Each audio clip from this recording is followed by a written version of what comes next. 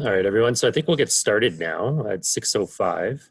So hello, thank you for joining us this evening. For those of you who don't know, my name is Nick Brown. I'm the Marketing and Communications Manager here at SportMedBC.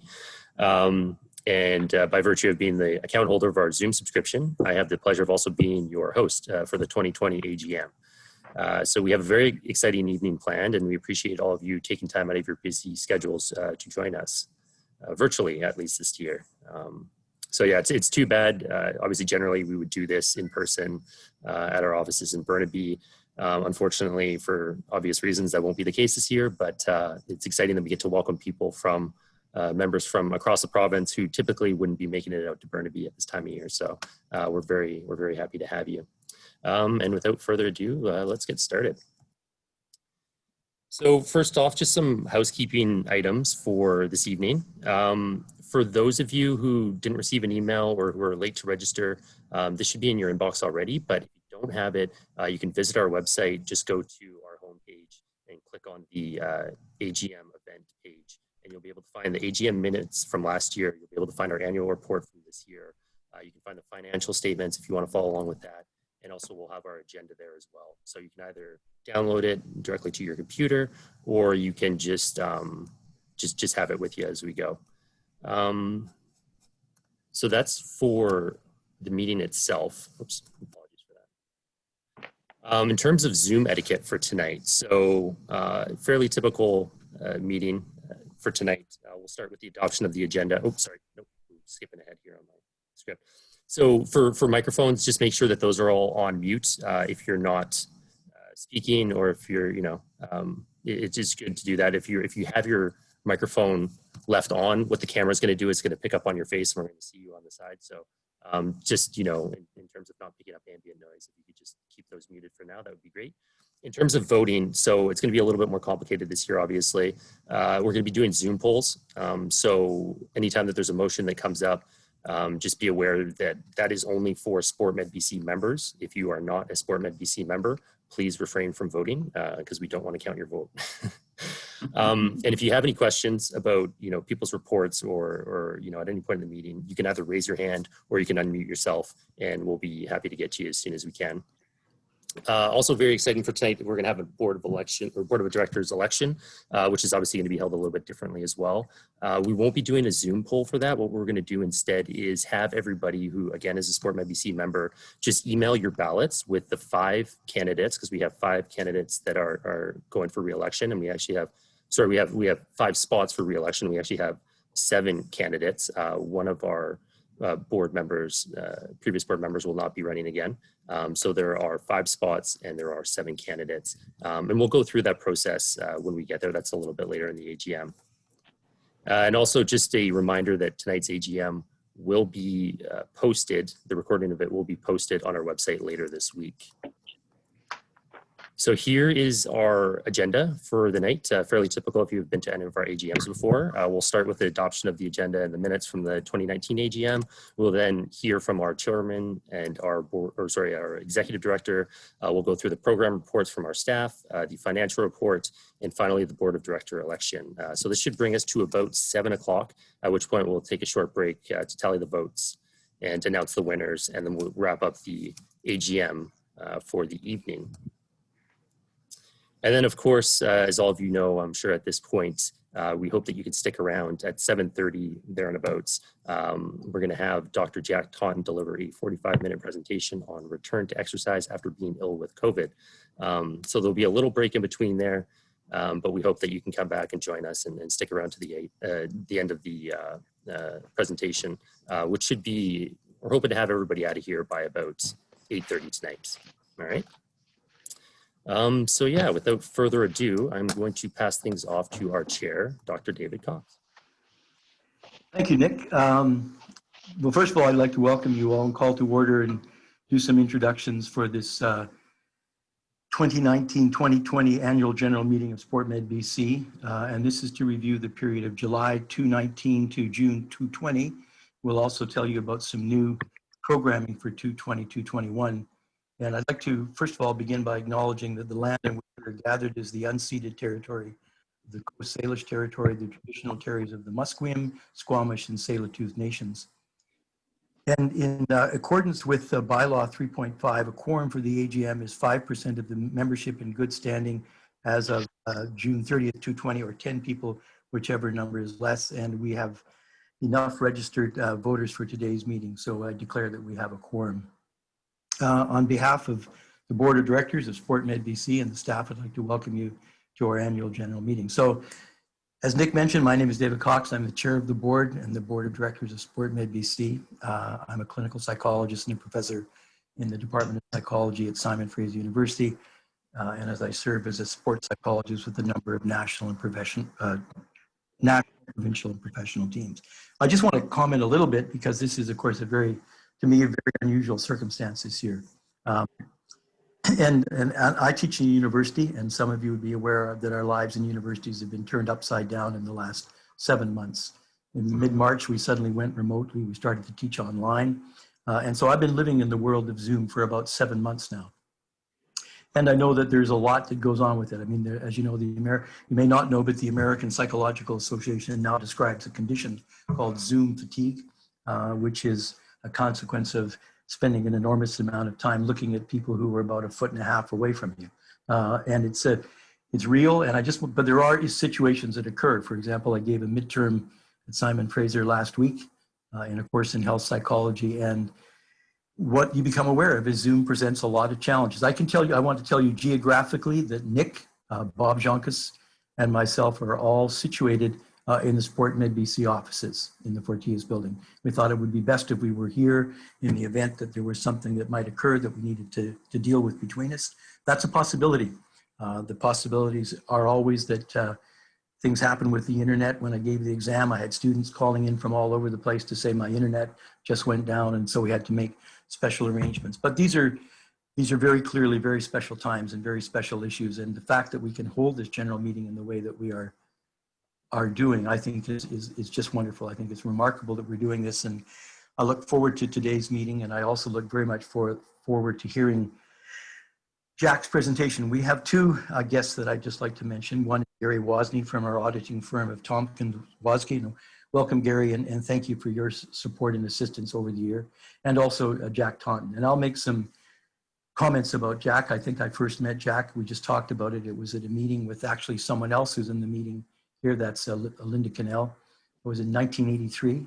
That was the beginning of SportMedBC when Jack and his colleague, Dr. Doug Clement, and people like Linda Cannell started this organization called SportMedBC. And Jack is a very unique and special person, and I will introduce him at the end of the meeting prior to the beginning of his talk. So again, what I'll do is I'll just start off by introducing the current board of directors and the staff. And from the board of directors, we have an executive, which are joining us again on Zoom. The first is Anthony Finley, who's a vice chairman. Anthony is a strength and conditioning specialist based in North Vancouver. Joseph Stern is a treasurer. He's a podiatrist, primarily based in Vancouver. Mark Rizzardo, a physiotherapist in Burnaby. Kim Cormack, an athletic therapist in Burnaby. Matt Wenzel, a chiropractor, North Vancouver. Dory Boyer, an orthopedic surgeon in New Westminster. Masa Ahmadi, an acupuncturist from Vancouver. Anita Wilson, a registered massage therapist from Port Coquitlam. And joining us later for the meeting, he's unable to be here at the beginning, is Paul Dwyer, an athletic therapist from Squamish. So first of all, I just want to say that, and I love doing this work, but it's a lot easier to do it when you have a board like this. I mean, it's just a very special group of people who give their time and attend meetings and contribute in ways that I think are very special in the context of sport medicine and exercise medicine, sports in the sports science community in British Columbia. So I can't say enough about the board. I think they're a very special group of people, and I really want to thank them. Then we have the group of staff and contractors who are also online with us, and I'll begin with Robert Jonkus, our executive director. And I just want to say that I think Bob has provided us with extraordinary leadership over the last 7 or 8 months. And I can't say enough about how hard Bob has worked on our behalf and the way that he's got us through this. And, from all predictions, this could be with us for quite some time. And I look to Bob to continue to provide that kind of leadership. And we have Phil Associates, the manager of sports safety and event services. Kathy Shabazz, who's a coordinator for Sports Safety and Event Services. Nick Brown, who you've heard, is the Manager of Marketing and Communications. Jenny Soderman, who's the Manager for SportMed Run Walk, and Kathy Hudson, an accountant. There are two people who are unable to make it today and express their regrets. One is Lynn Kanuka, who is a coach with our SportMed Run Walk program, and Jan Ping Chen, who is an IT specialist who comes to us from Simon Fraser University. So again, I just want to thank all the staff and the contractors, the people that work for us, just for their efforts and their dedication and getting through us. I mean, just making even this meeting happen. There's a lot that went on to cause us to be here now, and their commitment to sport medicine and sport science is much appreciated. And most importantly, I want to welcome the members of SportMedBC online. And there we have about 750 practitioners in our membership, and we appreciate their involvement and your involvement in the association and its programs and services. Very clearly, we could not function without our membership, and we appreciate people joining SportMedBC. After today's meeting, the AGM report, as Nick has said, will be posted on the website for all members to view.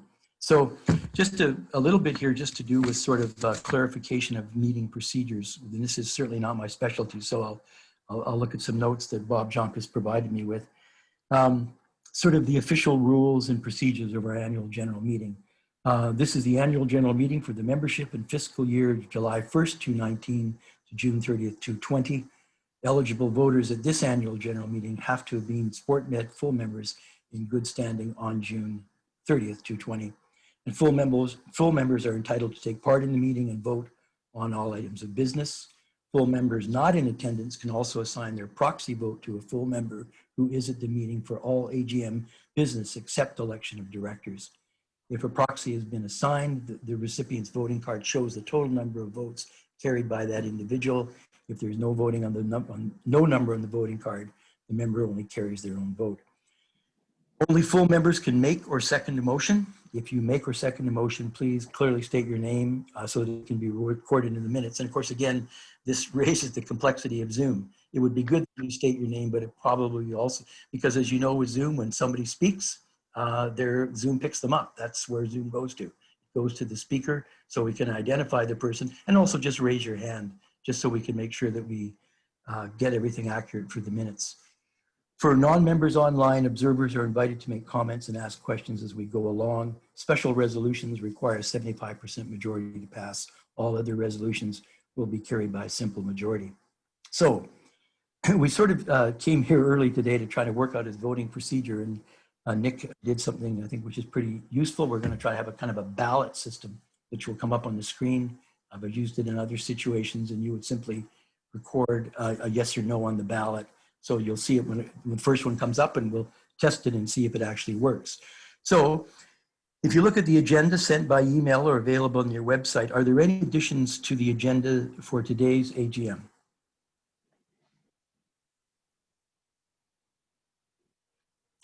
Dr. Cox? Yes. Robert, Bob here. So I would like to ask the member to make an amendment to the agenda.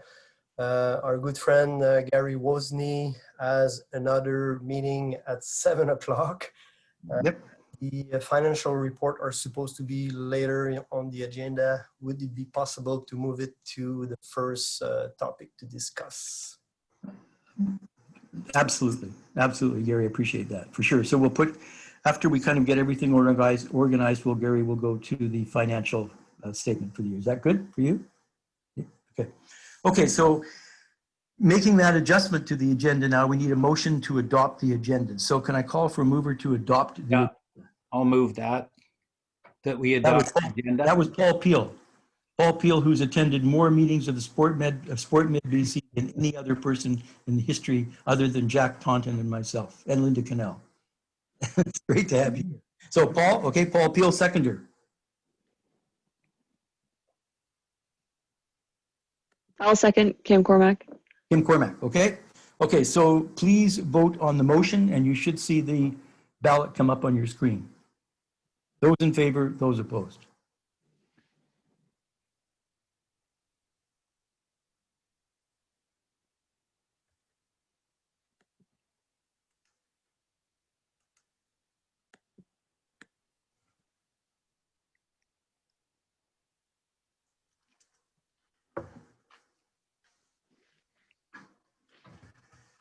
Okay, so we have 100% are in favor of the motion, so we're none opposed. Okay, so we'll proceed. Okay, so we'll move now to the minutes of the AGM held October 29th, 2019. There's a set of those minutes that were sent to you by email and they're made available on the website. For those who were in attendance at last year's AGM, are there any changes to the circulated minutes? Okay, so I'm hearing none, so we'll go directly to the motion. I'm asking for a motion from a mover in attendance, remember, at last year's meeting to approve the AGM meetings minutes from October 29th, 2019. So I'm calling for a mover to approve the minutes of 2019. Mark Rizzardo. Mark, Jack Taunton will second. and second? Jack Taunton. Jack Taunton. Excellent. Okay, so we'll please vote on the motion, and again, you'll see the ballot come up.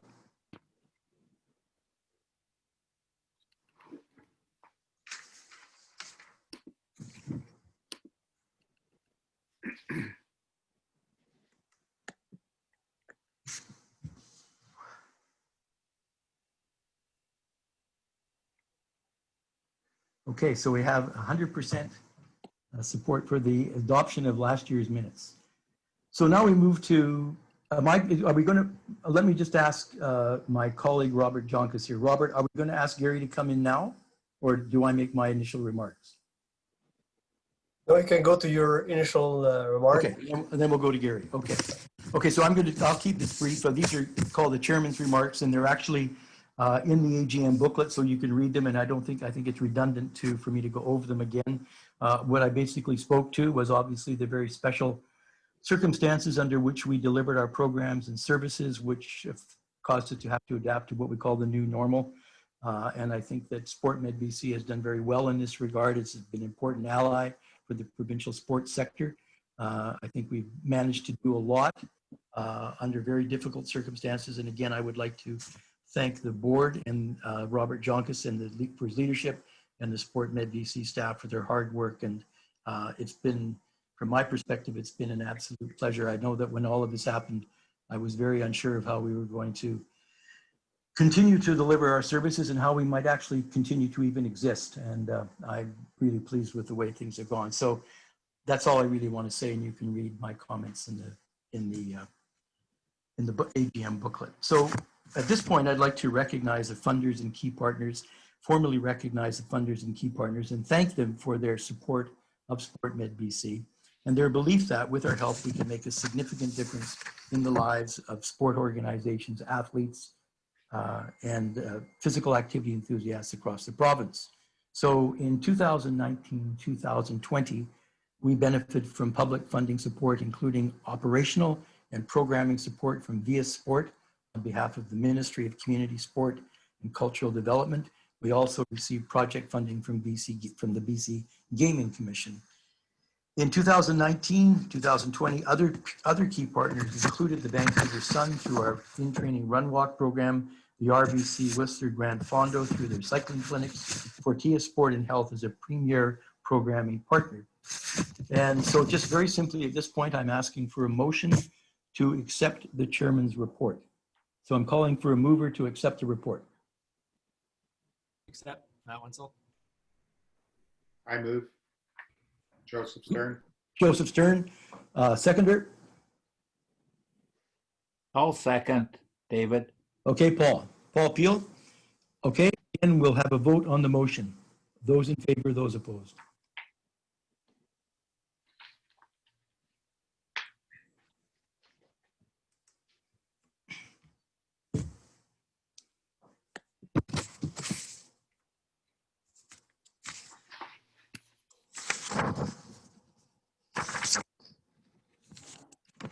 Okay, 100%. Here we go.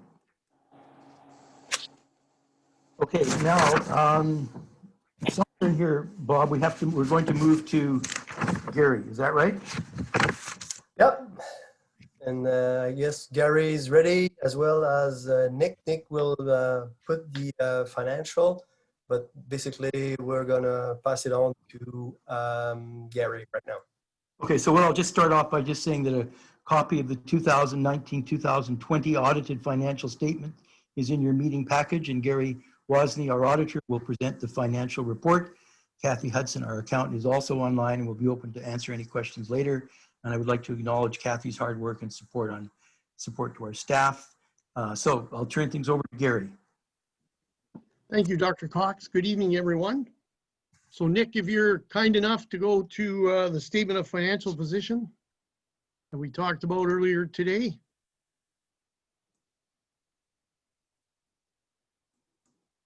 So what we're going to do is just summarize two of the major financial statements in the June 30, 2020 year end.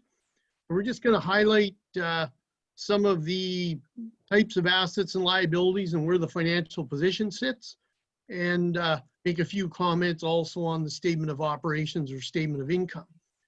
So as you can see, looking at the statement of financial position, which of course is also known as a balance sheet, if we look under the total column, you'll see this year the cash in the bank accounts at the end of the year was $159,900, $37,300 of receivables, which I think most were collected subsequent to the year, and about $5,100 of prepaid expenses, mostly insurance. Your capital assets mostly comprise of computer equipment that are being amortized over their estimated useful life, and that's the $5,791. So the total assets at the end of the year this year, $208,171. The liabilities, accounts payable, $50,400. I don't think anything too out of the ordinary, trade payables and some other accruals. And this year you do have some deferred revenue. Via Sport did pay the next quarter right at the end of the June year, I believe, and that's the $47,000. So the total liability is $97,400. Now the fund balances, which is really in essence the equity in the organization at the end of the year, you can see the total this year, $110,769 versus about $141,000 last year. That decline you'll see in a moment, about 30,000. But the good news overall, given the pandemic and everything that's gone on, at least SportMed does have a bit of a cushion there going forward. And so that's why it's always good for any organization, but even not-for-profits, to have a bit of a cushion to assist for if something goes out of whack. But no one would believe this would happen. But anyways, so we're going to go to the next page, please, Nick. So the statement of operations and changes in fund balances, also known as an income statement. Dr. Cox referred to some of the major funders already, so we'll just highlight some of the major revenues. And of course, as you can see, fiscal 2019 was the last year of the Aboriginal Run Walk. So there'll be substantially less revenues and substantially less related expenses. But of course, you can see the major revenue streams. Via Sport, 188,000. The Vancouver Sun in training, 158,000. Sport Med safety event coverage in the Sport Aid program. This meeting ID does not exist. Did increase substantially this year, as you can see, 81,700 versus 51,000. And then, as noted earlier, the gaming, 50,000. Now, one very important item to highlight is the Canada Emergency Wage Subsidy. You can see 55,800. This is the subsidy where if you had a decline of at least 30% to start with in the first period, which was March 2020, you can get 75% of the wages up to a certain amount. SportMed has been able to make claims right up to the period 5, which is the end of June. Many of you probably know the program has continued, but depending how much your revenue has declined, you may not get the same amount you got in the first 4 periods from March to June. But that played a great role in keeping people employed and, of course, reducing the bottom line result. Expense-wise, some of the highlights there, you can see the Vancouver Sun in-training expenses, 92,200. The event coverage, thanks, Nick, 65,400, but of course the revenue's up substantially.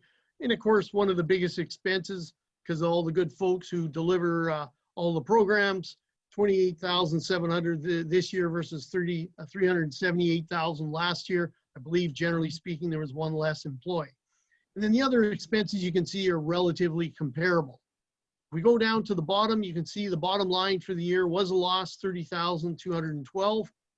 But again, because you had some fund balances or equity of 140,981, you still have a cushion going forward. So it was a difficult year, but it looks like the, certainly up to the end of June, Bob and the management team and the board did a good job of minimizing the losses and keeping folks employed, and that's excellent. So that's a brief overview of the two major statements. Are there any questions or comments, please? Looks good.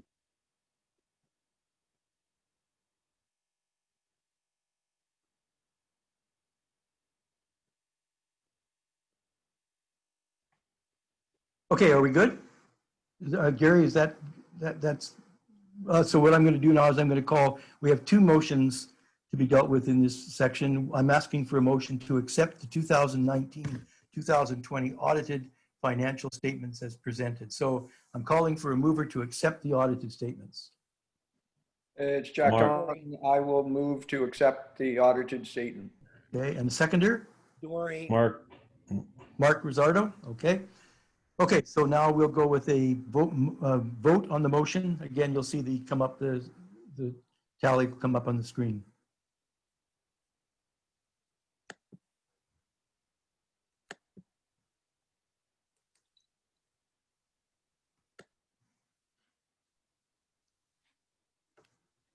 Okay, so we have 100% support for that. Okay, so now I'm going to ask the second motion, which is I'm asking for a motion to appoint Tompkins Wozni as the auditors for SportMedBC for 2019-2020, moving forward into the next year. Joseph. It'd be 220-221, wouldn't it? Yep. Yeah, 220-221. So again, can I get a mover for adopt the auditors for Tompkins Wozni for auditors for 2020-2021? It's Dory. I'll make a move for that. Okay, so Dory moved the appointment and Joseph Stern seconded it. Okay, so we'll go again to the vote.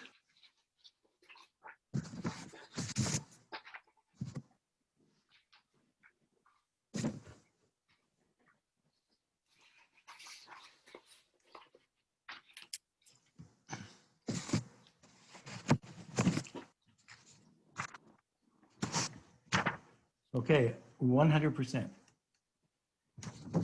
Okay, Gary, I think you have to leave to another AGM. So I wanted to thank you very much for your help, and it's great to have you with us again, and we'll look forward to the next year. Thank you very much. Thank you, Gary. Okay, so we're going to switch back to the agenda item, and it'll be number 5, which is reported the Executive Director, Robert Jonkus, and I'll call on Robert to give the Executive Director's report. Thank you, David. Good evening, everyone. It's very interesting that we have this AGM the way it is by Zoom. Mm-hmm.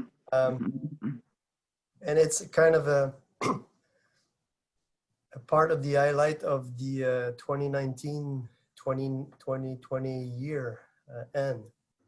We had a Zoom meeting this morning with the staff, and I told him it's like 2 years in a one. You know, the first 8 months. So July 1st, 2019 until roughly March 15, 2020, and then March 16 in a way until June 30th. It was the second part was really interesting, as you may know.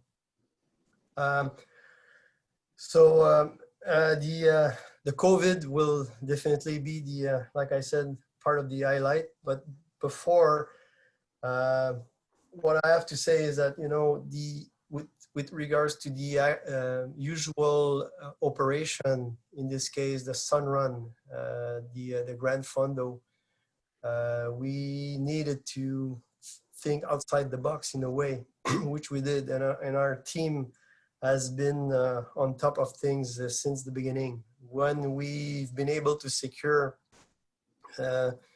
their their job, especially with the wage subsidy coming from the federal, we're like, okay, how do we do that?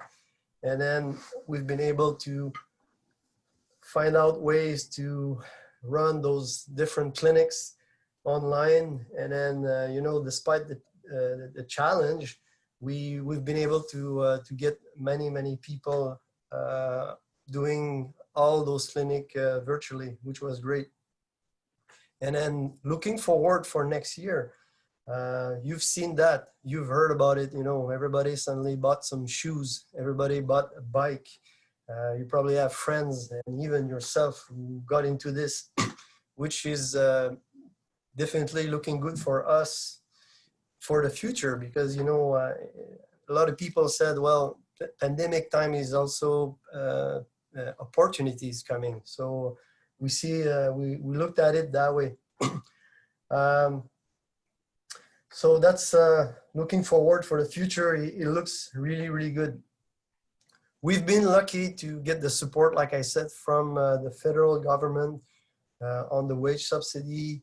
Via Sport, our provincial partner, they were great, because not only we as an MSO were in that boat, but the PSO, the other PSO, some of our partner clients were in the same boat. And then Via Sport was kind enough, which was told by Gary earlier, that to provide us with our funding right away. They split it up, and then we've been able to continue and have that margin of funding money available to support everything here. The other thing is the Gaming Commission. So we've been getting the support from the Gaming Commission for a year. It's been a struggle because of our constitution, the way that our bylaws are set up. We may have to review this. We had to get, they challenge us with that. So it's going to be discussion with the board of directors over the next few months for sure. But overall, on the top of everything, yes, it was a tough year. 2020, 2021, when we're going to meet in a year, hopefully not online. That's my hope. We're going to talk about a full year of COVID. And then we're going to be able to say, okay, this is how it went. This is how we've dealt with most of our department. The department who was the most was the event and support. Basically, we were depending on the PSO, and as you may know, most of the events have been canceled everywhere. So that didn't help our case. However, that department, again, looked outside the box, and they've been able to secure some workshop, some online workshop. Even here at Fortius, we had one 2 weeks ago, and there's another one coming over the weekend. And Philippe and Cathy did a great job. They will report. That's why I don't want to get into the numbers and the statistics, because each people from each department will follow me with their report. So to finish, I'd like to acknowledge the hard work, the support, the cooperation of the staff. That also include Cathy Hodson, our accountant. She did a great job. She was on top of things when it was time to look at all those different subsidy available. She was great.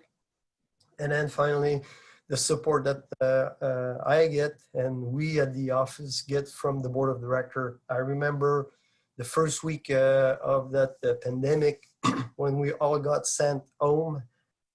Talking with the executive, we had to make some tough decision. We had to add some tough discussion. At the end of the day, we had a good year, and hopefully next year will be even better. So I don't have anything else to add. If there's any question, I'm happy to answer. But then I will pass it on to David, and David, we're going to leave each department to get their report to the member.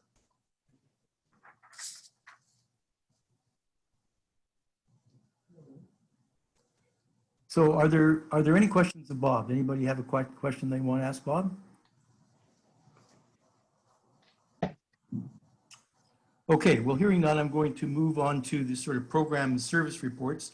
And all of you know that online, or you can get a physical copy of the annual AGM booklet. This is, I'm just holding it up right here. You can see it, that's it. That's the booklet in hard copy. And once again, it represents an enormous amount of work by Nick Brown, who does this phenomenal job in producing this document. And I want to thank Nick very much for that. And again, thank him for all the work he got us to being here today. So the programming staff have been asked to provide brief verbal reports about their areas and also to provide a little information about what's expected to be happening in 2021 in each department. And so if you have any questions about the information in the booklet, please ask when the appropriate staff member is actually presenting, and then ask if questions after they finish. So we'll begin with sport, safety, and oh, hold it. I think I have to ask for a motion to accept Bob's report. Is that right? Bob? Well, should we do yours first before we do all the others? Yeah, or we can put all the... We can put them all together. We'll put them all together. Okay, so we'll begin with sports safety and event services, and I'll ask Philip Saucier and coordinator Kathy Shabazz to report on sports safety and event services. Hello, everyone. Good evening. To all those that don't know who I am, my name is Philip Saucier. I'm the manager for sports safety and event services at SportMedBC. Trained as an athletic therapist initially, also as a sport first responder. I've been at SportMedBC now for 4 years, and this past year has been, as Bob mentioned, a very contrasting, maybe even 2 different years into one. So the second half of the year has obviously been filled with uncertainty, challenges, and then a completely different sport landscape for us to work in the way that sport med safety and event services has worked in the past. Now, we have had some opportunities for us within the sport provincial landscape to help out. And so some of those details are illuminated and illustrated in the report that you guys can access digitally or in person, if so you wish to have those. So as you can see on the screen, we'll start with our courses and workshops. So we're still able to deliver over 50 workshops within the year, within the fiscal year, really across 25 plus communities in BC. And part of that is because of the online piece, obviously, that we're able to access a few more people. I didn't put any of the outside of BC people as COVID hit, and April, May, and we had a couple workshops in June where we had even people from the States and across Canada partner with us and join on those workshops. So that was a really cool opportunity for us as well.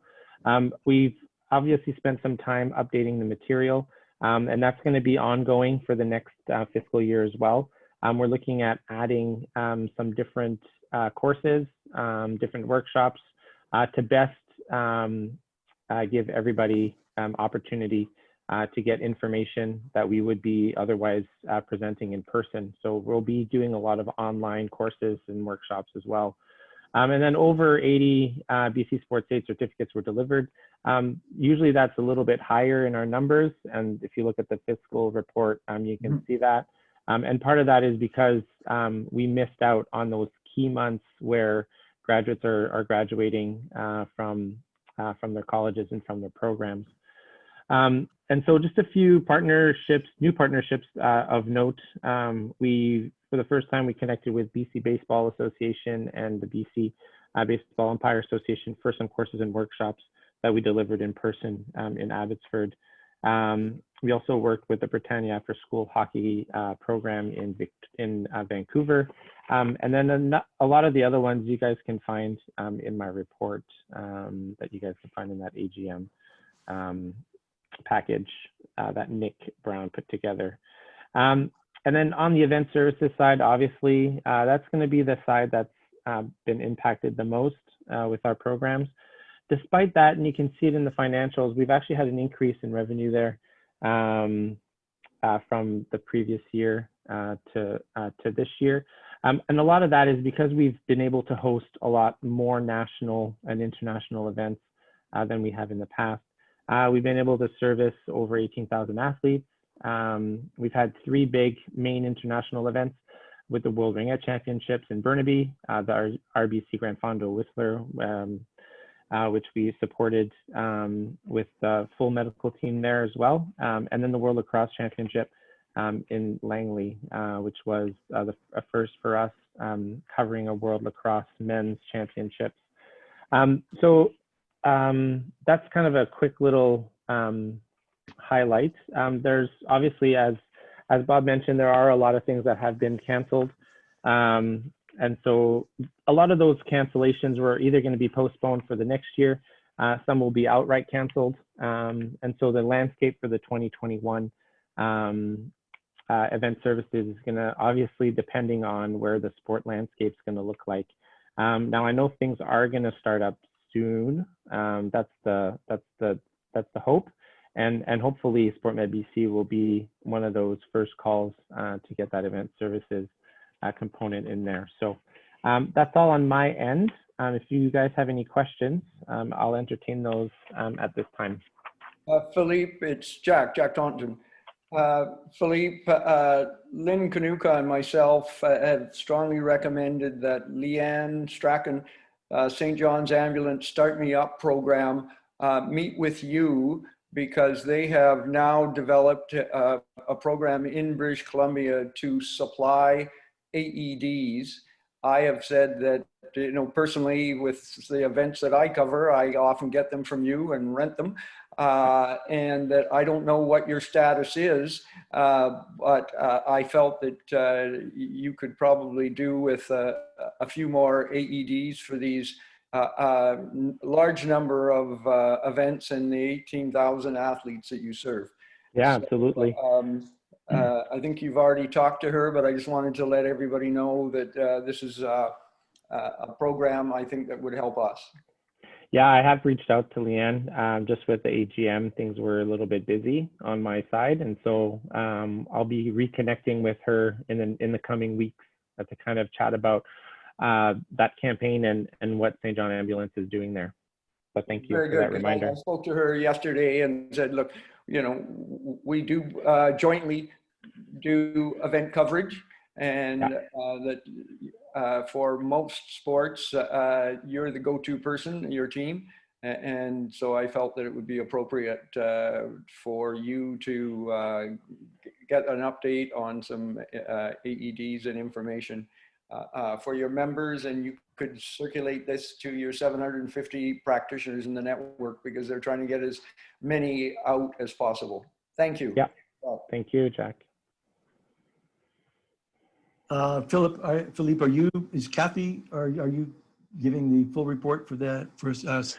Yeah, no, I did for both, unless Kathy wants to add anything. I don't think that she needs I think Philippe pretty much covered it all. Okay. Okay, well, thank you. I appreciate that. And we'll move on now to SportMed Run Walk. And over the years, SportMedBC has expanded our work into health promotion and healthy living areas, and our Run Walk programs represent that outreach through more general public health initiatives.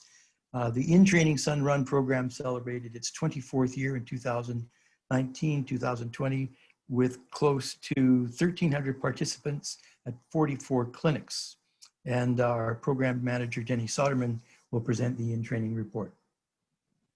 Hello, everyone. I'm Jenny. I'm the, there we go. Run Walk manager for SportMedBC, and this is my second year, and it's had its challenges for sure, but it's been a good year and strong year in all, I would say. It started with our 10K in training program in January. You can see the stats here. It's what we used to call the Sun Run in training clinics. At the beginning of this year, or for this program, the agreement with the Sunrun changed slightly. So the funding and the support from the event organization was no longer there, which means that we've had, we've been allowed to take back a little bit of ownership of the program and develop it in, or we're allowed to develop it in a direction that we choose, which I foresee in the future might look something like we are able to offer participants opportunities to participate in other big events as their end goal, or we'll be able to go out and reach out to our own sponsors for sponsorship. So all in all, it was a strong year. We had close to 1,300 participants, which was only about 100 less than the previous year. We had just as many clinics as the previous year. Our clinic coordinators all came back, and we have a strong kind of base of volunteer run leaders that we rely upon and are grateful for all their time and support. Then hit COVID in about week 9 of the 13-week program. At that point, we decided that participants had gone through a sufficient time in the training, and with our support online and virtually, we would be able to support them and encourage them to finish the training program on their own with clinic coordinator support as well as ourselves. And we then incorporated a little bit more webinars, and Lynn Kanuka offered per time a couple of workshops and webinars with her to maintain that coaching for the rest of the program. We pivoted, so there was no longer a Sunrun, so we made a partnership with Tri Events, who set up a free virtual race at that time. So we did offer something for our participants to finish their training for. Overall, it was successful. What we had planned this year, and Nick, if you scroll or go on to the next slide. So the plan for this year was to continue to offer a 10K to half marathon program. So especially target people in our Sunrun clinics who were striving or wanted to carry on and with the goal to run a half marathon. Lynn Kanuka developed two programs for us, 2-level programs, so Run Easier and Run Stronger. And it would take our Sunrun or 10K participants in 9 weeks from the 10K to the halfway marathon. And this was a partnership that we set up with the Canada Running Series for the Scotiabank Half Marathon at the end of June. Obviously, this didn't happen due to COVID, but we went ahead and offered the program, released the program free of charge. People could download, and we continue to support them with weekly emails. They got coaching tips, they got training resources to help them push towards the goal line there. And overall, the feedback was good. I think 75% of participants suggested that it's a good option to have more online options going forward, and it's definitely something I think we all realize has been growing over the last few months, or 6 months this year. Following the half marathon program, we had the Fonda clinics in partnership with the RBC Grand Fonda Whistler.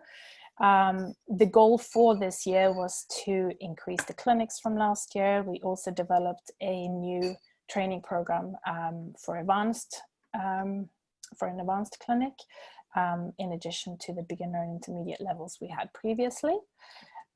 When the RBC Grand Fonda cancelled the event and the clinics, they continued to release the programs free of charge online, and we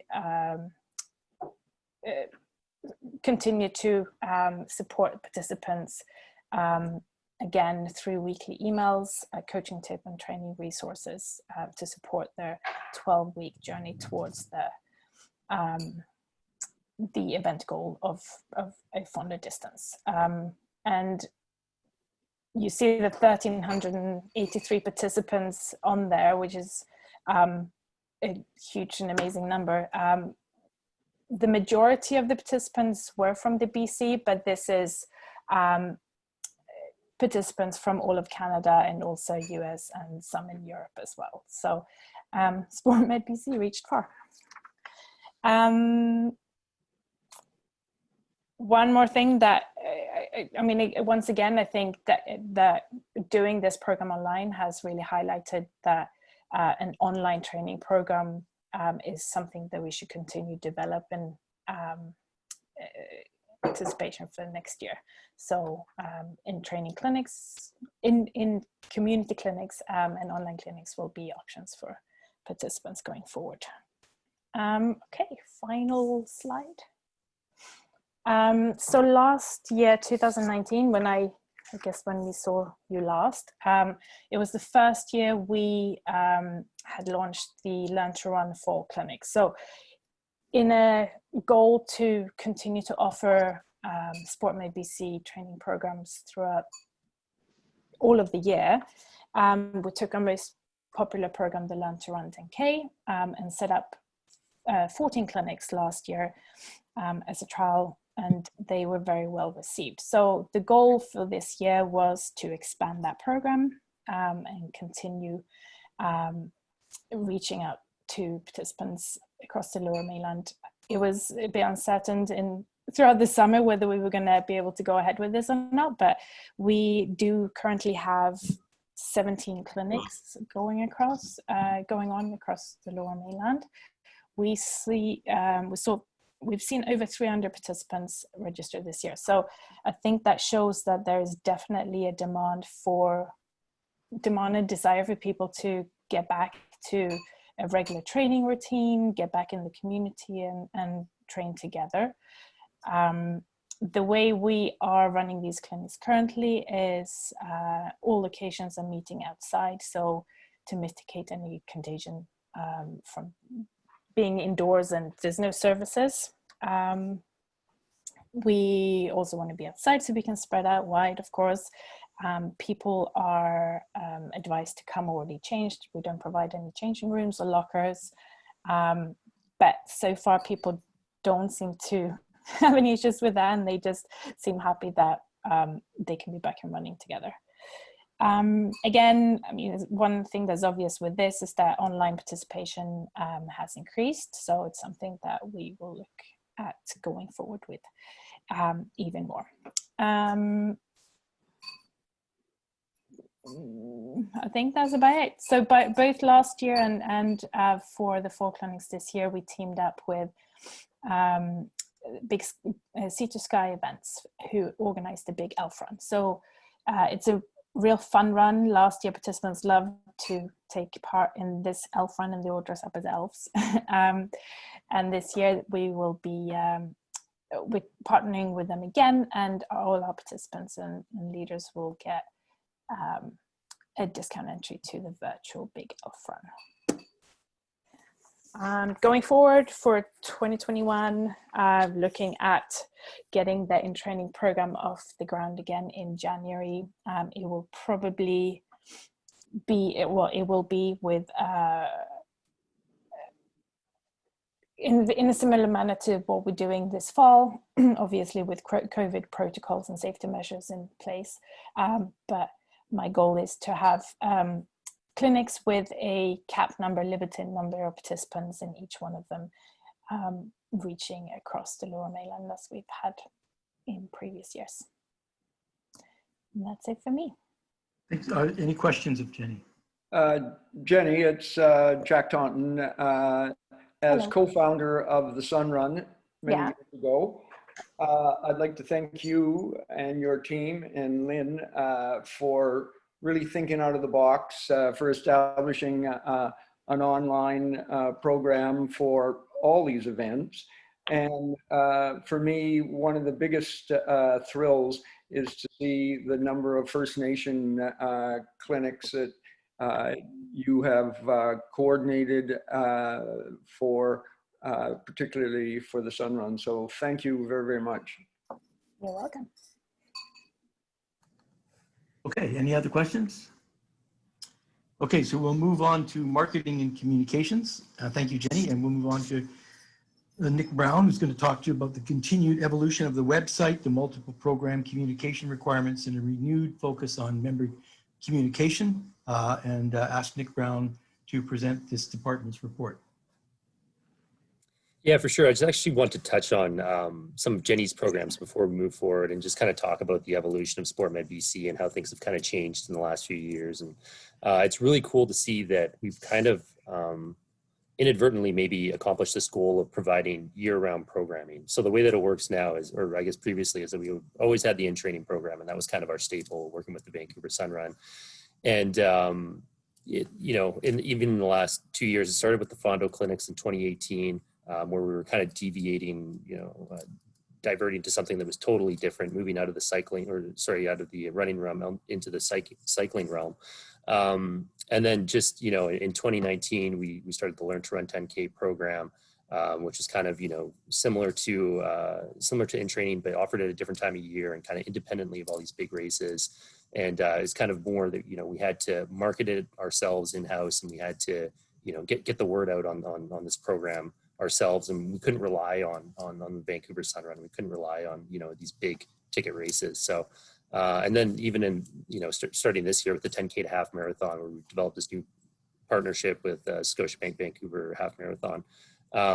It's really cool to see that even how everything kind of lines up perfectly. That we've got our in-training program in January all the way to April, and then we have a bridge program from April to June for the 10K to half marathon, and then that goes into a fall clinic, it goes into the Fondo clinics in the summertime, and then we have to Learn to Run 10K in the fall. So I think it's going to be very important for us to continue that evolution. Obviously, the Sun Run in training program isn't as big as it was before, but as you can see from the participation that we're getting from these other programs, we've sort of been able to reach new people, reach new demographics, people doing different sports in a way that we weren't doing before. So the in-training program will always be there. It's kind of our bread and butter, but it's cool to see that these other programs are healthy and running well. And I think we're going to need that moving forward, especially during COVID, when, it's probably pretty unlikely that there's going to be a Sun Run next year.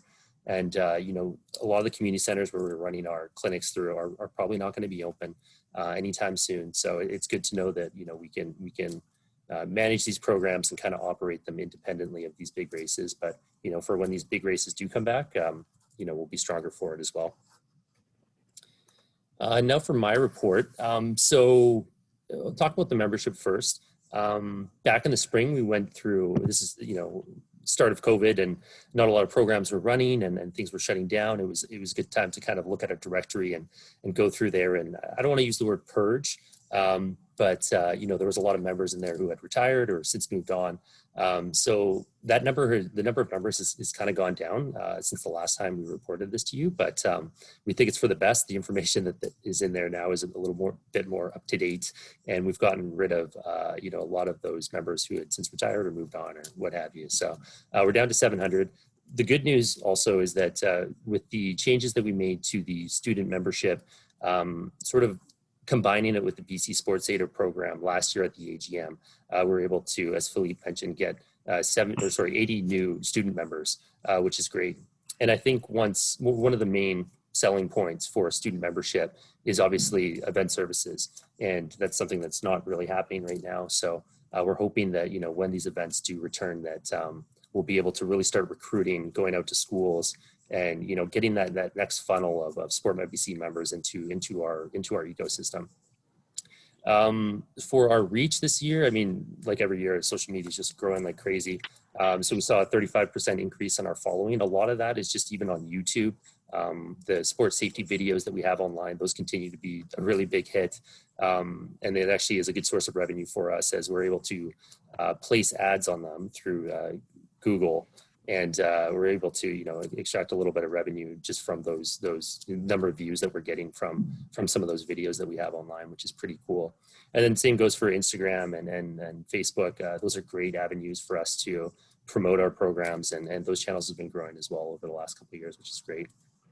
As for our website, we've been working with a new web development team for the last couple of years, and they've been doing a great job. So in the same vein of kind of moving away from Sunrun and community centers and then having to take our own registration, what we found is that, you know, dealing with all these waiver forms and things like that, it does get pretty cumbersome. So we've included this waiver integration form where people, when they're signing up for our programs now, they can just, you know, fill out the waiver as they're registering for the program, which is pretty cool. If you know, like most of us now, are going to be surfing the web on our phones. So we've increased the mobile friendliness, and we made some changes to the practitioner directory as well, which is pretty cool. And it's kind of funny to think that, I guess, when the last website was built, I guess 4 or 5 years ago, there wasn't a way for people to delete their SportMedBC accounts. So we fixed that issue now. And so that'll kind of, you know, help with the problem of getting, you know, having members in our directory and online that aren't practicing anymore or have moved on. So yeah, it's pretty cool. And in terms of page views, saw a slight increase again this year, not the big increase that we'd see in previous years. And that's partly because, you know, a lot of those practitioner directory page views that we would normally get, a lot of those people have since retired or moved on. So those numbers went down a bit. But as you can see, the resource library continues to be a really good tool for people to find, you know, different articles and you know, articles on nutrition or injury prevention or running or training or what have you. So that's a really good tool for us to not only enhances our brand, but it just kind of provides a service for British Columbia and beyond. And now I know we do have some, this is kind of a shameless plug and doesn't really have anything to do with reporting period from last year, but I just wanted to include it because I do notice that we have some people here that are new to SportMedBC. Maybe you've joined our directory and you're now a SportMedBC member and you're wondering how you can get involved. And the same goes for people who have been with the organization for a long time. It's good to just kind of remind you guys of different ways that we can kind of work together. So as I mentioned, the resource library is still a great tool. So if there's people who are interested in writing articles for us, we're happy to post those on our website, share those with our different sport training programs, and we're happy to give you credit as well. I could say that I think Sarah Forsyth, who was on the call earlier, I don't know if she's still here, has been awesome for us in writing articles and allowing us to share her articles either through our resource library or for some of our sport training programs. Alan McGavin as well. The physios there have been awesome in providing us content for our Run Rock programs and for Fondo clinics and the 10K to half marathon. So if you guys are at all interested in doing that, feel free to reach out to us and we'd be happy to work with you. Another thing is hosting webinars. Happy to partner with you on that. On the event medical services side and sports safety, there's always opportunities to volunteer at events. Some positions are paid, some are volunteer, but it's a good way to build those connections within the provincial sport community.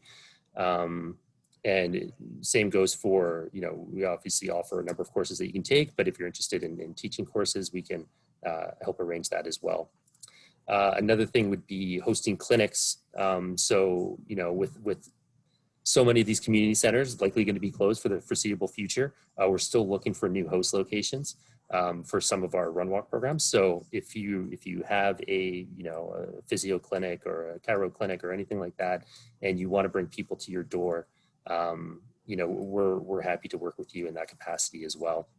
And another thing that you can do, which again, the guys at Alan McGavin, especially the ones in North End, have been very good with, is you could be a run leader or you could be a sweep for some of our cycling programs. So lots of different ways to get involved. And we encourage you to, you know, reach out to me or reach out to Philippe and Kathy or reach out to Jenny, and we'd be happy to get you guys involved. Thanks, and that's Nick. it for my report. Any questions of Nick? Okay, well, at this point, I'd like to ask for a motion to receive all of the programming and service reports from the staff. So I'm asking for a mover to receive the reports. Approved. Matt Wenzel. Matthew, yeah? Second? Second, Mark. Mark Rosardo. Okay, all in favor? And you'll see the voting. card will come.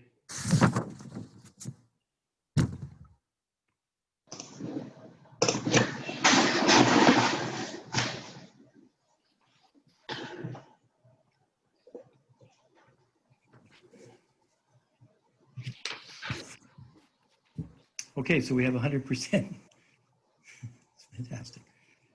Okay, so at this point of the evening, we'll move to the area of nominations and elections of directors, and I'm going to turn this over to my colleague, Joseph Stern. Thank you, David. I'm the nominations chair, and it's again a very busy year dealing with incoming and outgoing, members. A lot of phone calls. So there are 5 positions up for election of this year, with the following terms expiring of David Cox, who's a psychologist, mental performance consultant; Dory Boyer, orthopedic surgeon, medical doctor; myself, Joseph Stern, a podiatrist; Anthony Finley, strength and conditioning specialist; and Anita Wilson, massage therapist. The directors that are in midterm, including their professional affiliation: Paul Dwyer, athletic therapist; Kim Cormack, athletic therapist; Matt Wenzel, chiropractor; Mark Rosardo, physiotherapist; and Masha Ahmadi, acupuncturist. The following directors with expiring terms have agreed to let their names stand for the election for another 2-year term: David Cox, the psychologist, mental performance consultant from Summerland, BC; Dory Boyer, orthopedic surgeon, physician from New Westminster; Joseph Stern, podiatrist from Vancouver; and Anthony Finley, strength and conditioning specialist from North Vancouver. Anita Wilson is not standing again for this year. Other nominations that have been received is from Rishi Bala, a psychologist from Vancouver; Catherine King, strength and conditioning specialist from North Vancouver; and Sarah Smith, physiotherapist from Vancouver. Therefore, as a nominations chair, I present the following nominations received thus far for consideration. After I say your name, come on Zoom, put your audio, video on, and say, "Hi, I'm Joseph Stern, David Cox," whatever. So first off, David Cox, psychologist, mental performance consultant from Summerlin. Hi, I'm David Cox. Dory Boyer, orthopedic surgeon, physician from New Westminster. Hi, I'm Dory Boyer.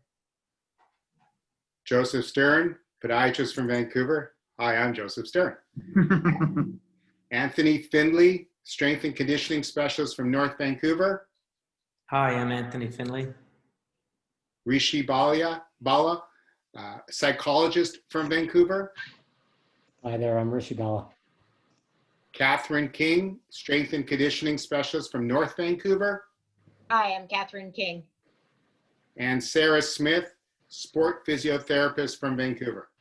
Hi, everyone. I'm Sarah Smith. Thank you. It is not required that nominations be submitted before the AGM, and therefore I will conduct a call for additional nominations from the floor. Just to remind you, there are 5 positions open on the board to serve a 2-year term starting this year, 2020 annual general meeting. There can be no more than 2 directors from any one professional association or specialty area on the board. So, are there any other further nominations? I asked you 3 times. Are there any other further nominations? And third and last chance, are there any other further nominations? Since there's no one is offered, I declare the nominations are now closed. So now we will be doing the voting.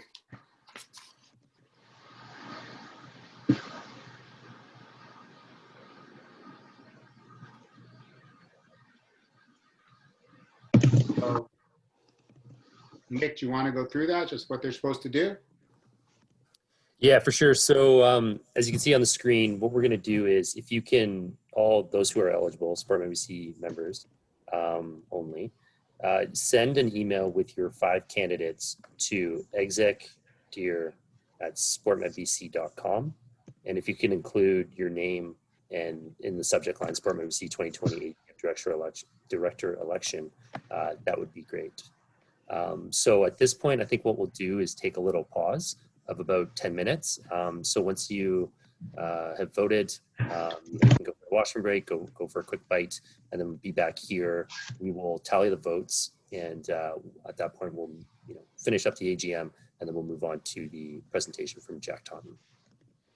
All So right. just to be sure, Nick, we're going to leave this slide on for now, are we? So that We'll exactly take a bit of time. I mean, exactly, yeah. So it might take everyone a few minutes to pull up yeah. your emails. And, Okay, so we're gonna have to switch over to our emails and make the entries, right?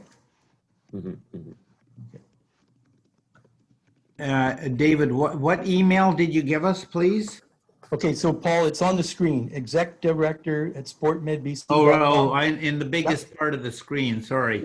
Yep. Okay. yeah. So it's 7:15 right now.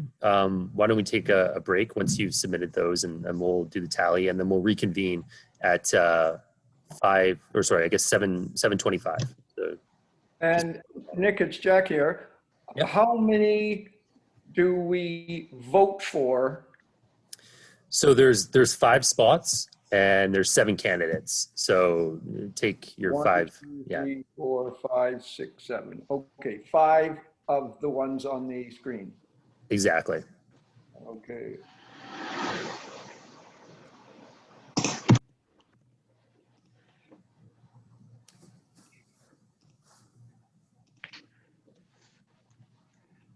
So does anybody have any questions, or the instructions clear? Okay. All right, I'm going to put myself on mute and step away for a couple of minutes to help Bob tally the votes here. So yeah, we'll reconvene 7:25, so in about 10 minutes. Thank you.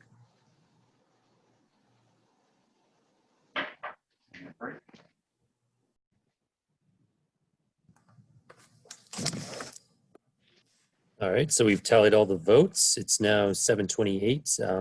Thank you everyone for submitting that. Bob, would you like to announce the results? Yeah, thank you, Nick. Thanks everyone for doing it that way. It was very good. We have a good turnout, and I can officially announce the 5 director voted in. So David Cox, Anthony Finley, Dory Boye, Joseph Stern, and Sarah Smith.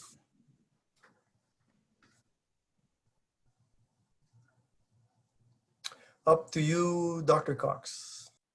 Okay, well, thank you, Joseph. And personally, I look forward to working with all of the directors over the next year as we move things forward in exciting new ways, as we've heard from some of the staff. So at this point, we come to a point in there just to ask if there's any other business that anybody would like to raise at this time. Is there anything else you'd like to add to the agenda?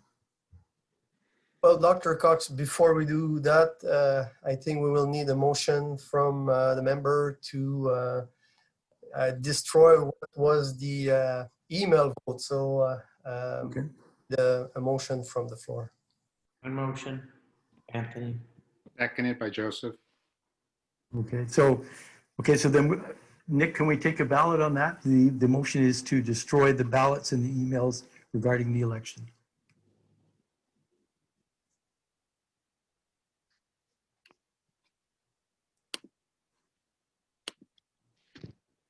Yeah, it was going man.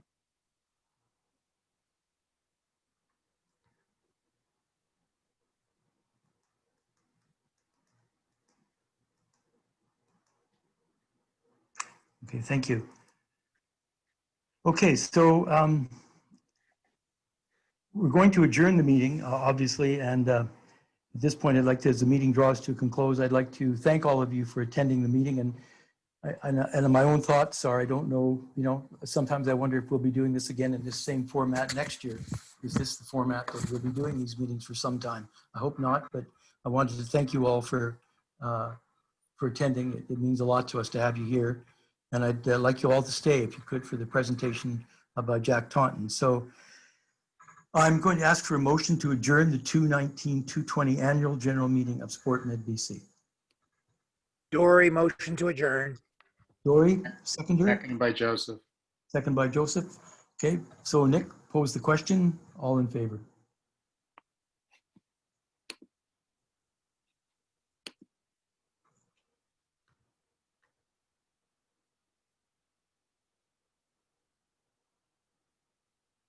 Thank you.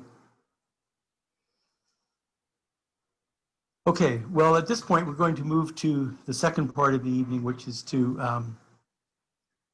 have Dr. Jack Taunton is going to talk to us about return to exercise after being ill with COVID. And I guess I don't know that I'm the best person to introduce this because I feel pretty emotional about it. And as some of you know, I'm looking at my good buddy Anthony Finley there, and he knows I kind of wear my emotions up on my sleeve. And it's a real honor to introduce Jack Taunton. And I think of, again, 1982, Jack and Doug Clement started SportMedBC out in a trailer at UBC. And I still remember, again, that first meeting. 1983, I just come back from England and I heard about this new organization. And I went out to UBC, I think it was the Buchanan building. And I saw Jack Taunton and Doug Clement, and I sort of thought, you know, what a remarkable thing they were proposing to do. And I've been involved with it for 38, 39 years. And I just, through all of that, I think the guiding light has been Jack Taunton. There's people in this room that are attending today's meeting who have been with Jack for that whole time, Linda Cannell. And so it's just a remarkable pleasure for me to speak about Jack. I guess I think that there's so many people in this room who could say these things. And in fact, I'm not against anybody when I'm finished saying anything they'd like to say, because I just think of Jack as an extraordinary individual. When I asked him in the evening how he was doing, he said not bad, and then he listed about, I think it was about 85 medical issues that he was dealing with at the present time. But he also commented that he had just been out for a 14K walk that afternoon, and that just in some ways epitomizes Jack to me, just his remarkable sense of optimism. And today I was thinking about Jack and talking today, and I thought, you know, what are some of the things that make Jack so special for me? And I thought that the one, you know, when you think about team dynamics, I always had this concept called sacrifice. And those are the things that some people do to try to make other people look good. And I just think that every time I see Jack, he's just so full of energy and optimism and enthusiasm for what other people are doing. And I think Jack draws tremendous joy out of other people's successes, and he promotes us all. So I think we're blessed to have Jack Taunton here in the province of British Columbia. And Jack, I look forward to hearing your presentation this evening. And if anybody else would like to say anything before Jack begins, I'm quite willing to give you the time to do that. Otherwise, Jack, you can start off.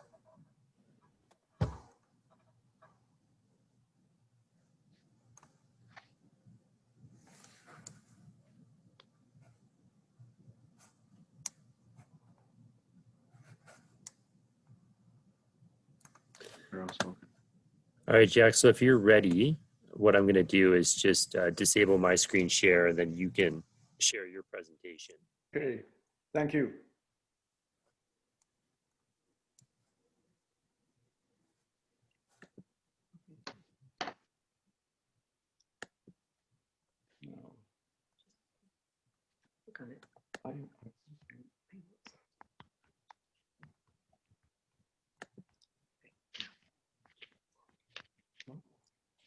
Share.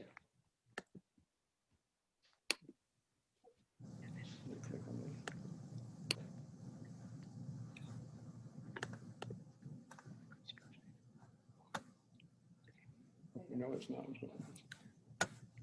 Here we are. We'll get this. No, it's fine. No, it wasn't. We have to. Well, Okay. And then I will just get my picture of myself out of here. I can't. Well, thank you very, very much. And thank you for those for staying this evening. I thought this was a topic that our members from SportMedBC could be very, very valuable with this pandemic that we're dealing with. Especially when we think of the second wave, which we're seeing in Canada. We're only just starting to see it here in British Columbia, but already we're seeing increased hospitalizations, increased visits to the intensive care unit, a small but still significant increase in death rate, more severe, more susceptible. and potentially dealing with more disabled. So I really feel that we need to know what these individuals are suffering from.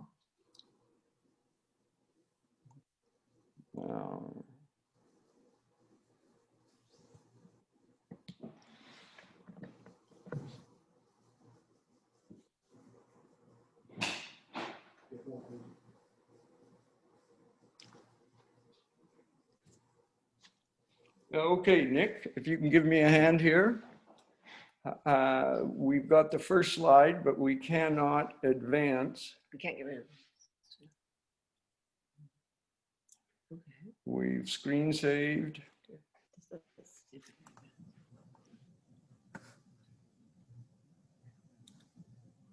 It's got to go up to the top. I think you should be able to use the arrows on your Yeah, keyboard. It won't move. It won't move. It won't move? Okay. And we've still got That's pictures strange. down the side. Can we move them out? Sorry, is Participants, Tom. the camera images? Yep. The camera image, we can't get rid of those. Okay. Does that help We you? need to get up here. Nope. Open the slideshow. Oh, it's open. How about those arrows at the bottom left-hand corner of the screen? Is that? There you go. Okay, great. Thank you very No much, problem. Nick. Using Zoom all the time, but for some reason. But certainly the greatest concern is with the more severe cases who've been hospitalized. The issues are involving the brain and central nervous system, pulmonary, and cardiac. In terms of the central nervous system, the individual suffers an inflammatory storm, and patient's own immune system responds in an exaggerated manner. It produces this cytokine storm. And it was only in June of this year that corticosteroids, particularly dexamethasone, was advised to deal with this cytokine storm.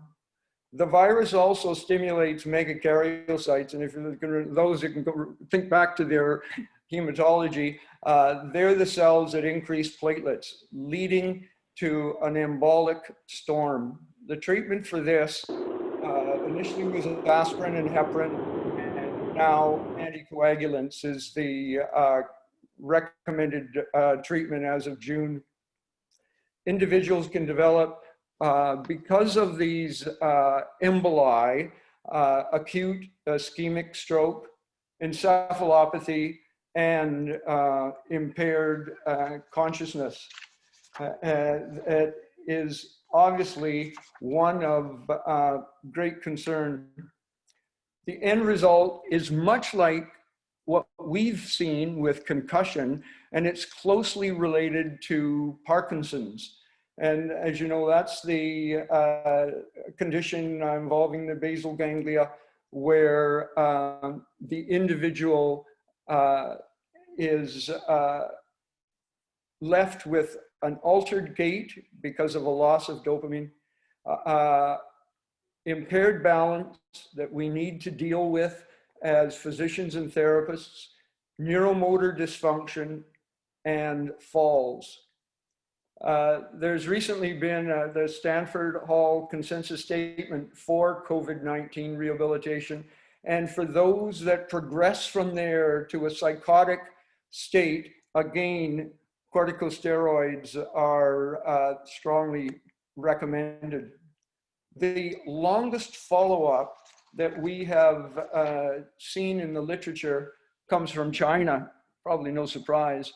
27% had depression, 42% suffered a post-traumatic stress disorder, 13% recurrent headache, 16% dizziness, 10% of peripheral neuropathy, and 2 persistent nerve pain, neuralgia, and 10% musculoskeletal symptoms of recurrent muscle joint pains and swelling.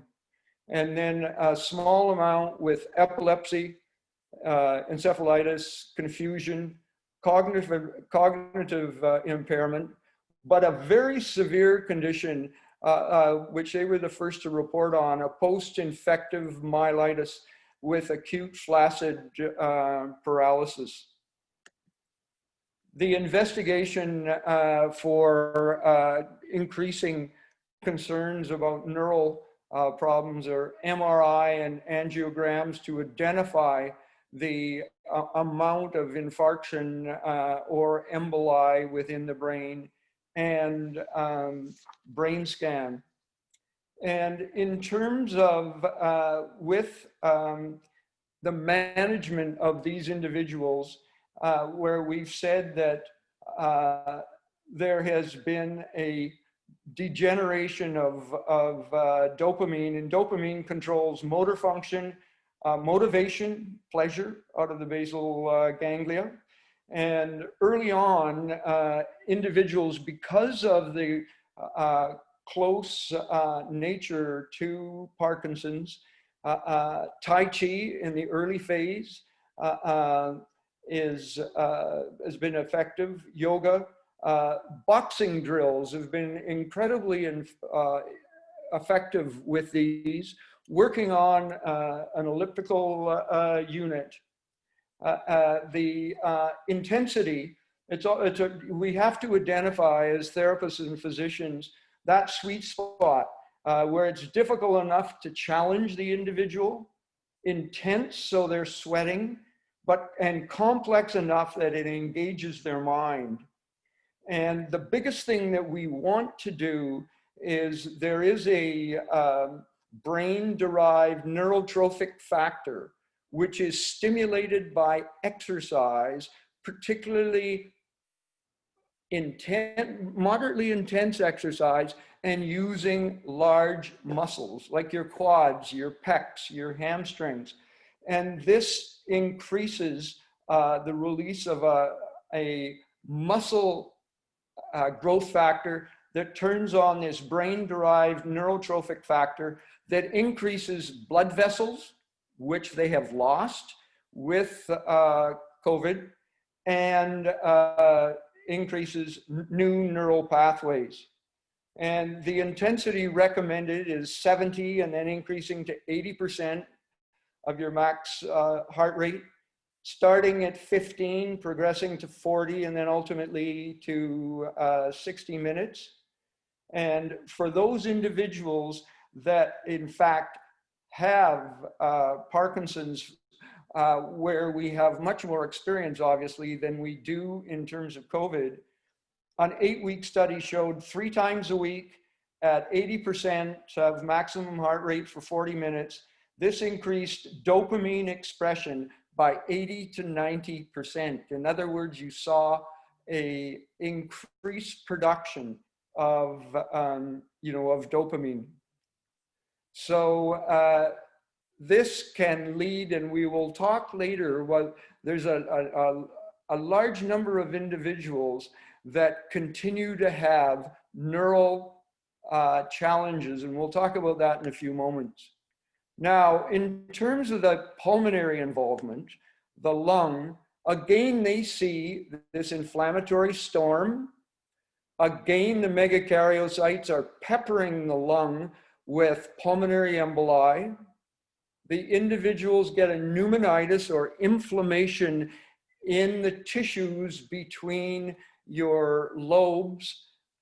This then becomes fibrotic or stiff, and there is a mild to moderate restrictive pattern seen at 6 to 8 weeks following the infection.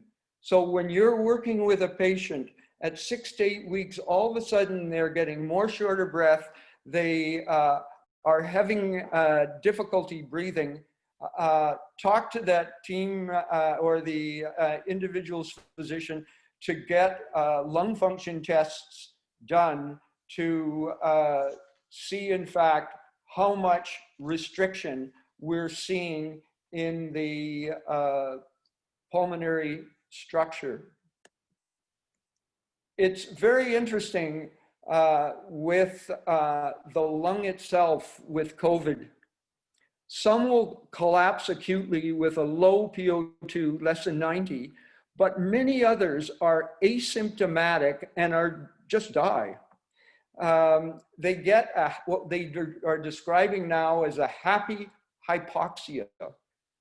Breathlessness is not triggered in the COVID-19 patient until the PO2 is less than about 88 to 90. And it's because of that, the recommendations now are, and we should, if you're monitoring these individuals, it would be worthwhile to get them to purchase a home pulse oximeter.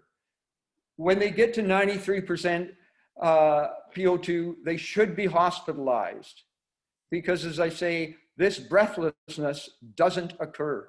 And it can be a shock to you and the individuals in hospital.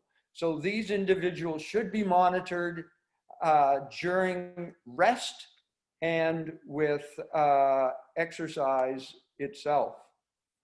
In terms of the medications, as of February, the antiviral agents, and the one that is most commonly used here, and it was just approved 2 days ago, actually, it's being used here now since July in Canada, but it was approved officially by Health Canada, and that's remdesivir.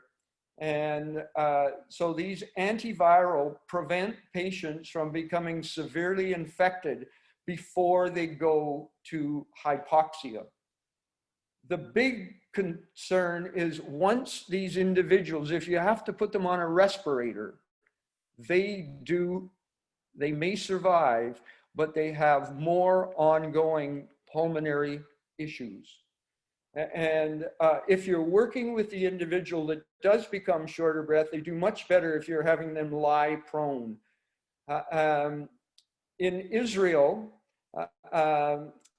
in May, they identified an agent called alpha defensin, produced by the patient's own white blood cells that causes microclots purely in the blood vessels in the lung.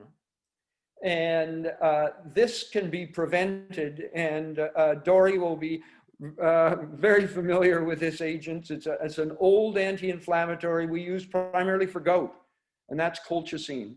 And that has been very effective in clearing the lung of these microclots. And this is produced by the individual's white blood cells. So we get the inflammatory process, which overstimulates our immune system, so we get more inflammatory problems.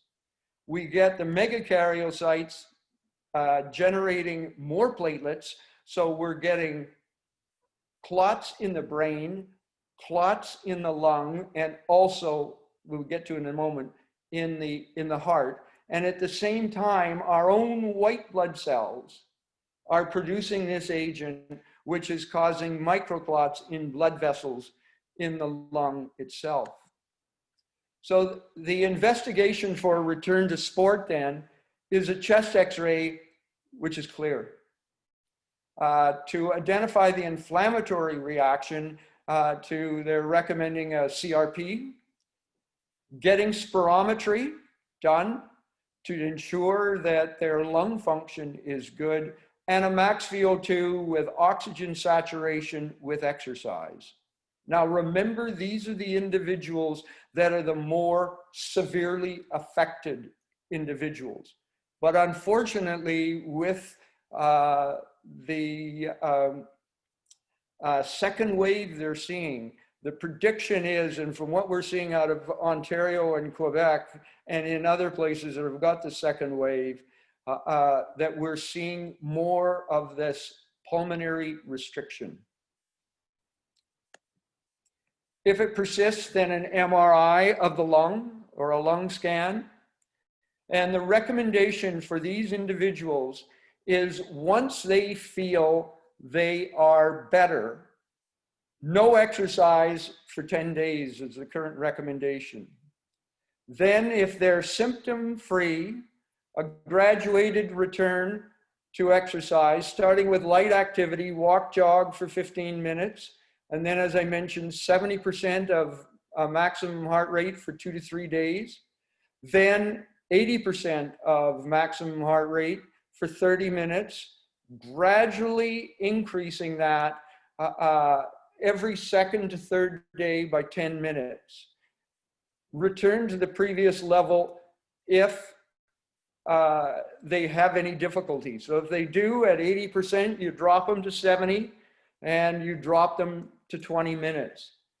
There is, right now, there's not a SCAT equivalent for COVID. This material I've been able to obtain from the American Cardiology. I've been on a number of their webinars, and with our SportMedBC. And when we get to the cardiac group, they are very interested in taking over. We've applied for a large grant. We have also applied for a grant with Silk Cresswell with the chronic brain program that I was lucky enough to get $1 million for about 4 or 5 months ago out at Alan McGavin. And so if they have difficulty, you move back. Then 2 to 3 days later, we move on. And the whole message is go slow, be gradual, and when in doubt, investigate. Now, in terms of the cardiac issues, and this is the one that we're most concerned about, not that those, the CNS and the pulmonary concerns weren't bad enough, but it's the cardiac issues that again can be quiet, and then the individuals will have problems. And it comes to that inflammatory storm. It results in a viral myocarditis. Does this occur? And Dory's probably familiar with the 20 National Football League players that currently have a viral myocarditis from COVID. So in terms of the age, it's not just the seniors. It results in myocardial injury and death of heart cells. It results in hypotension, low blood pressure, hypoxia, both lung and cardiac induced. It alters the receptor of the ACE2 receptor, hence the hypotension. And the other big concern are arrhythmias, irregular and quite a plethora of arrhythmias that can result. So it's a result of these pro-inflammatory mediators and hypoxia. You get vascular inflammation in the coronary arteries. The myocarditis and acute cardiac injury can be determined by cardiac biomonitors, high sensitive troponin for the physicians, beta natriuretic peptide, and cardiac failure can certainly occur. And that's shown by decreased left ventricular stroke function that you would see on an echo. And again, this is the result of these increased activity from the megakaryocytes and increased platelets, and they get clots in their coronary arteries. The arrhythmias, tachycardia, your heart rate is much higher than you would normally expect, particularly supraventricular tachycardia or ventricular arrhythmias, ventricular extra beats. They can get a high-grade atrial ventricular block. They can look at and see ST elevations, and you can also see T-wave inversion. And this is typically associated with ischemia or a heart attack. Pathological Q waves, again, you're wondering whether this individual has had a myocardial infarction? No, it's because of the effect of the virus on the muscle itself. You get a bundle branch block. You'll see the QRS, which is the voltage from the heart muscle, is low. And individuals are wondering, is that because they've got a pericardial effusion and that's why the echocardiogram is critical? Or is it myocardial edema? And they can show features of right ventricular strain, and that can be associated with these T-wave inversions. So the investigation before you want to take anybody out and exercise that has had any issues in terms of their heart, they need a 12-lead ECG. They need at least a 24-hour, if not 4 or 5 day Holter. They need that echo to see if they're going into heart failure. The lab, again, look at the inflammatory markers, the release from damaged heart cells, high sensitive troponin and beta natriuretic protein, renal function, and the hematology, particularly to be looking at the high level of platelets. The investigation for these individuals, they should all have an exercise stress test. In my mind, if you've got, I would be sending them all to Sport Cardiology BC and Saul and Jimmy and the team there. They may just get a MIBI scan to look at areas that have decreased oxygenation to that portion of the heart itself.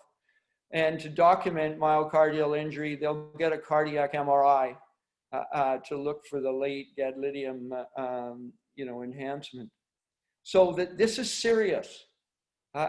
These individuals that have been in hospital and you're exercising them and they have low blood pressure and a high heart rate, ensure that they've had an exercise stress test, ensure that they've had an echo, and ensure that they've had a Holter.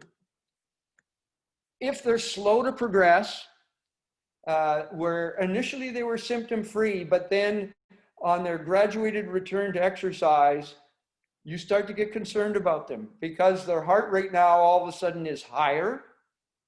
This could be 6 to 8 weeks once you've started them, much like where they had the restricted breathing pattern because of the fibrosis. And this is the increased exertional dyspnea. They've got elevated rate of perceived exertion and elevated heart rate at submaximal exercise intensity.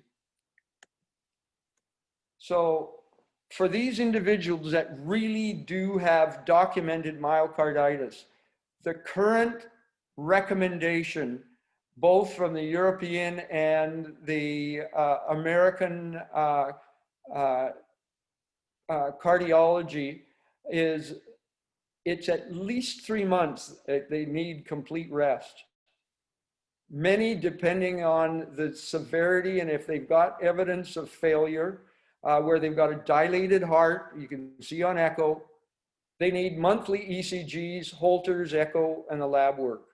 And for these individuals, once their left ventricular systolic function, their left ventricle is pumping properly, you've got to make sure those serum markers, the troponin and the beta natriuretic protein, they have a normal 24-hour Holter and a normal exercise test.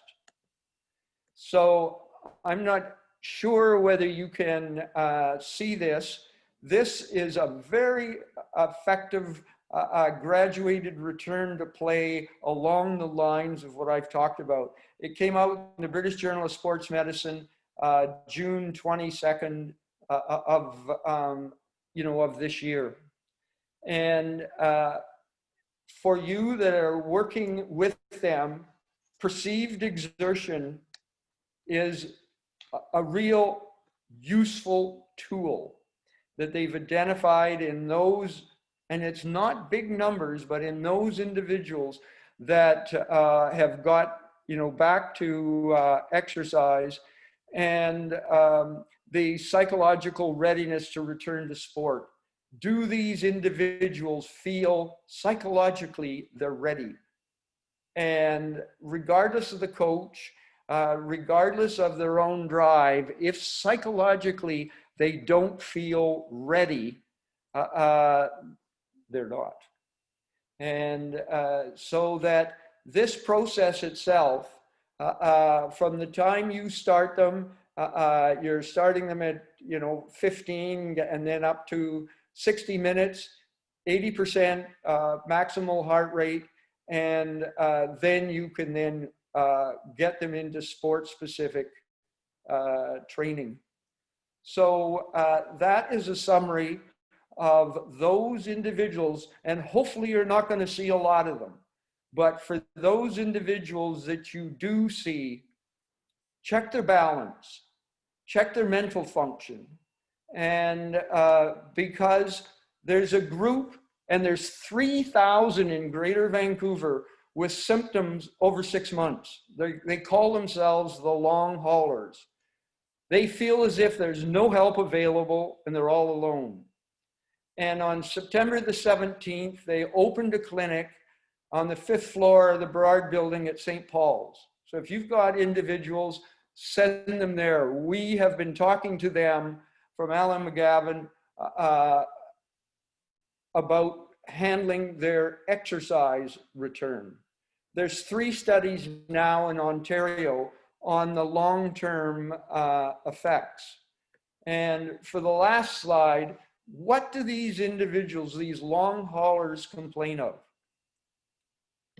Fever, a return of fever, significant headache, muscle pain, the myalgia, tachycardia at low exercise and low blood pressure. They feel lightheaded, fatigue, persistent neuralgia, nerve pain, shortness of breath, poor exercise capacity. And I know I've seen and I've talked to a few, and these individuals who have been very good runners or top cyclists, triathletes, at 6 months, they have difficulty climbing stairs. They have a loss of short-term memory. And the thing they describe, and this is reminiscent of those individuals you see with a concussion, this brain fog, the fuzziness. They may present with seizures, and it may have endocrine changes in terms of thyroid, hair loss.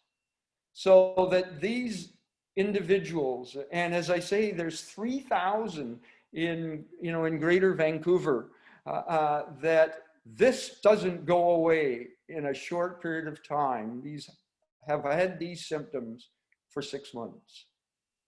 So I hope that doesn't frighten you. I hope it makes you think when you're seeing these individuals, and remember that window, that time period of 6 to 8 weeks where they may have been slowly progressing, but then all of a sudden they're going south.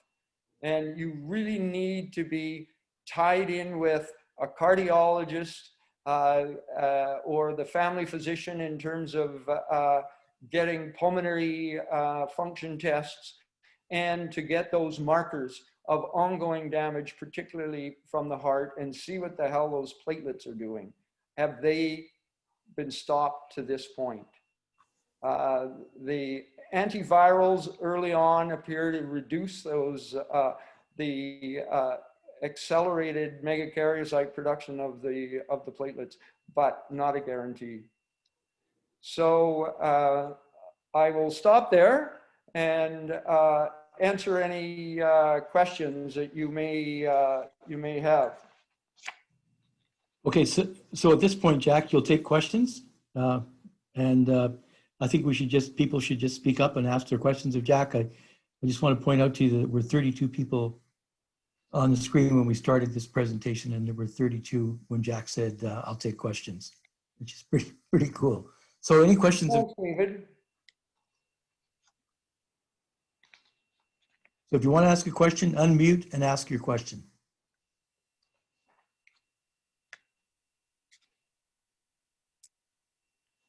Jack, Mark Rizzardo, I just wanted to congratulate you. That was a really good summary and actually pretty informative for me. Mhm. Thanks, Mark. Since I have been doing this and I've been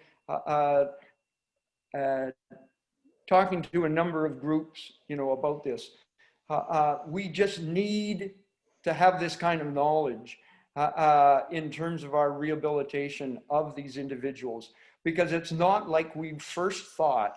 It was like getting over the flu or another viral complaint, and they're going to be fine in 2 weeks.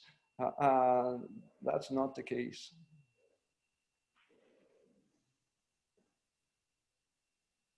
Jack, Kim Cormack here. I'm not sure if I missed it, but what would be your indication of who you would decide to send for the extra cardiac screening? What would be the indication of needing that? For cardiac screening, for like cardiology? Yeah. Right. Those would be individuals that their heart rate is much higher than you would have expected from if you knew them from before, or you just had them in the clinic and you were doing relatively light exercise, and all of a sudden they got a heart rate of 130. Their blood pressure is low. They feel short of breath, and they have postural hypotension. When they stand up, they feel dizzy. Okay. Those individuals need to have an exercise stress test. They need an echo. So for anybody that has spent any time in hospital with this disease, they need, as a minimum, an echo, a stress test, the troponin, markers, and you really want to, before you embark on more intense, exercise, you want to make sure you get those basic, and a pulmonary function test. Great, thanks.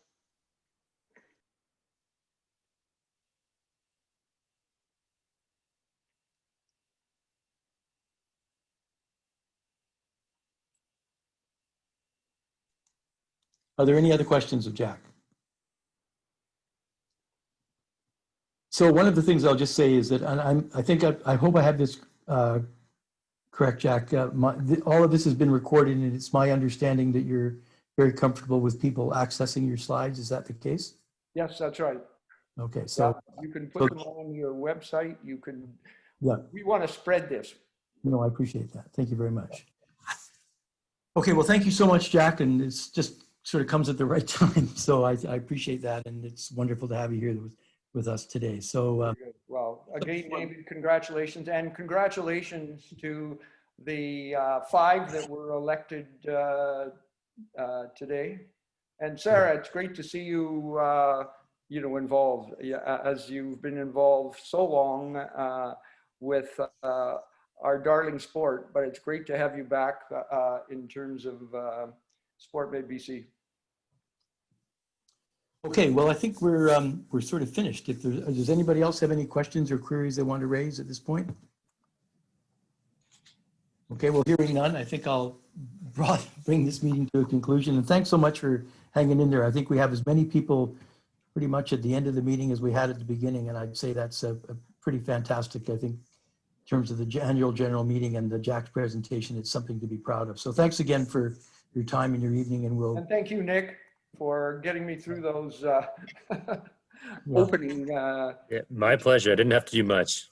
And so, and we have to, again, I just have to say, we have to thank Nick so much, because the Zoom is such an unusual media, it's such an unusual platform to work on. And I'm not entirely sure. I heard an educational theorist who said that actually Zoom was not designed for this purpose. It was designed for other purposes. And we've kind of adopted it or adapted it. So we owe a lot to people like Nick who make sure that everything kind of unfolds in kind of the way it should. So thanks so much, Nick. I really appreciate your time.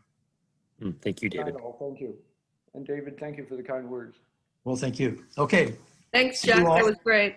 Take care. Thank you. Yes. Thanks, Nick. Thanks, Jack. Thank you, Dave. Thanks, everybody. Thank you. See you, Anthony. Take care. You're going to be seeing these people. Yeah, exactly. Strength and conditioning. Just Awesome stuff. They're ready for it. Yeah. Wow. It's great info. Okay, thanks a lot. Thank you, Jack. Bye now. Thanks, Jack. Thanks, everyone. Thank you. Thanks, guys. To everyone. Thank you, Nick. Thanks, Nick. Thanks, guys.